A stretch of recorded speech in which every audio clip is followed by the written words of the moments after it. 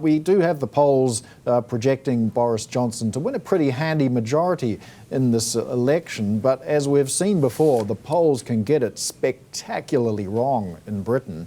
If this doesn't go to script, can you see a scenario where the UK is back in a big mess?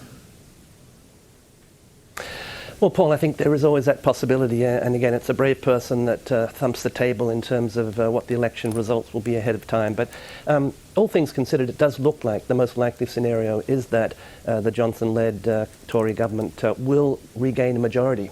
And that's going to be a very important parameter here, because bear in mind, what was really sort of causing so much angst over the last year or so was the fact that the May government and then the Johnson government was a minority government, and of course over time lost more members, so it really had very little leverage. If they do get a majority in this election, that will be a bit of a game changer in terms of managing the whole parliamentary process.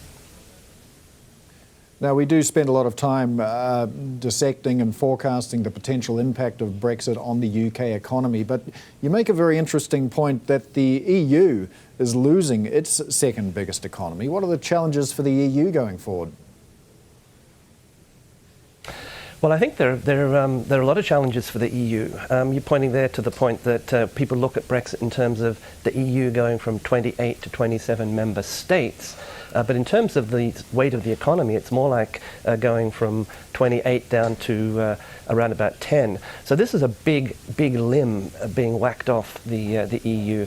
But the challenges for the EU really revolve around the fact that the so-called EMU, the Economic and Monetary Union, the euro, is still really just hobbling on one or two legs.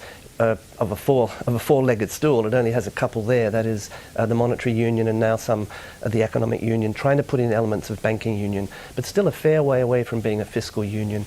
So the EU, with the new commission coming in as well, has all sorts of challenges to find out what its longer-term steady-state configuration will be.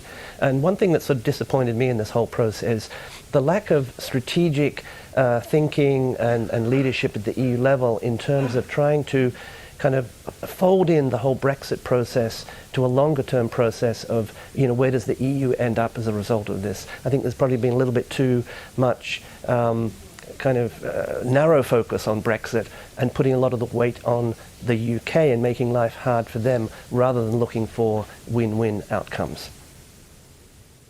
Yeah, to that point though, do you think maybe the strategy from the EU was to put pressure on the UK to really serve as a warning to any other member states that might have been getting some ideas about leaving the Union?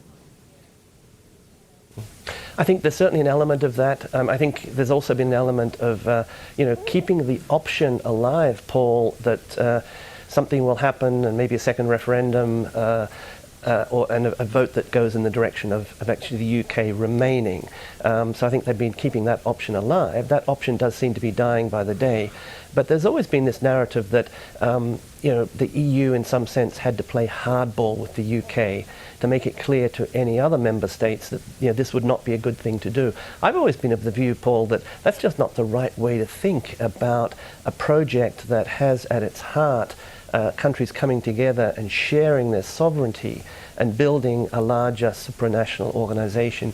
You have to do that on the basis of mutual gains and benefits rather than threats of what might happen if you bolt for the door.